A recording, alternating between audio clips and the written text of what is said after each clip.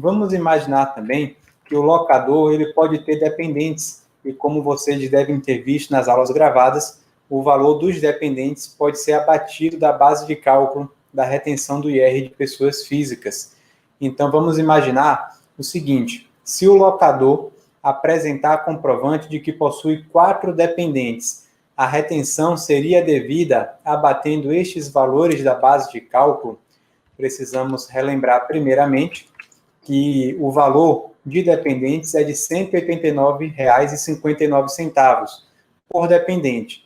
Então, se nós somarmos o valor de 4 dependentes e abatermos do valor do aluguel de R$ 2.500, nós vamos perceber que o valor da base de cálculo vai ficar inferior ao limite de isenção da tabela progressiva, ou seja, não há que se cogitar da retenção.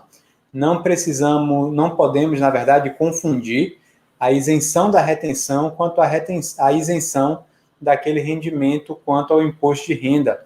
Não vai haver retenção neste caso, mas a pessoa física, no ano seguinte, quando fizer a sua declaração do imposto de renda, vai ter que informar este valor como sujeito ao imposto de renda.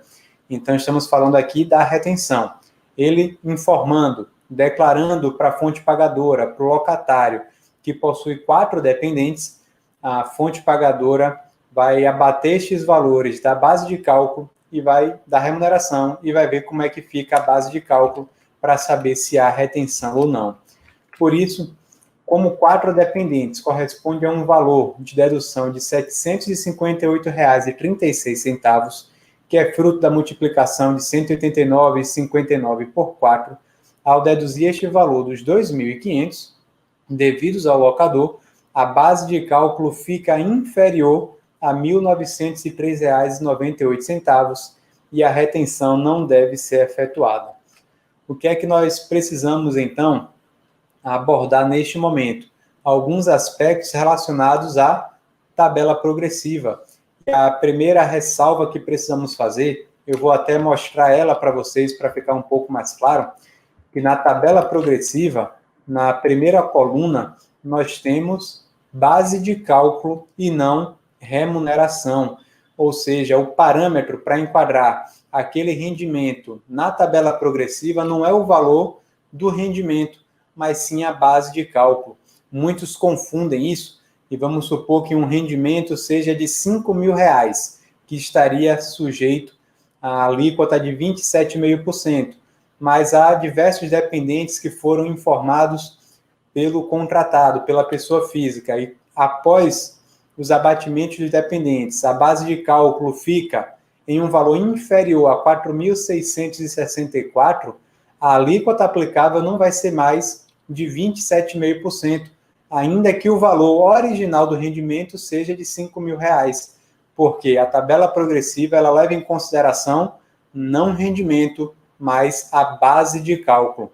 E o que está escrito na primeira coluna deixa bem claro isso. Ele está falando a base de cálculo. Quando a base de cálculo vai até R$ 1.903,98, não há que se cogitar da retenção do imposto de renda, haja vista que não alcança o limite mínimo da tabela progressiva.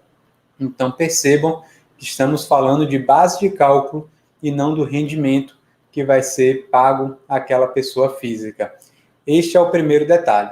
O segundo detalhe é que essa tabela é uma tabela prática, já que o imposto de renda ele é progressivo.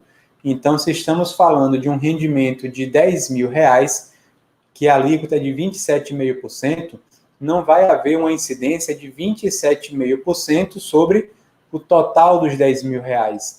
Isso porque até R$ 1.903,98 não vai incidir o imposto de renda. De R$ 1.903,99 até R$ 2.826,65 vai a alíquota de 7,5%, e assim progressivamente até que, a partir de R$ 4.664,68, vai incidir a alíquota de 27,5%. Então, em um rendimento de 10 mil, todas essas alíquotas vão incidir sobre o valor que está naquela faixa.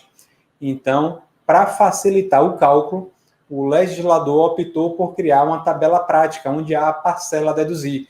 Então, se você calcula individualmente, faixa por faixa, aplicando a alíquota correspondente, é exatamente o mesmo que você pegar o valor total, multiplicar pela alíquota da faixa e tirar uma parcela a deduzir.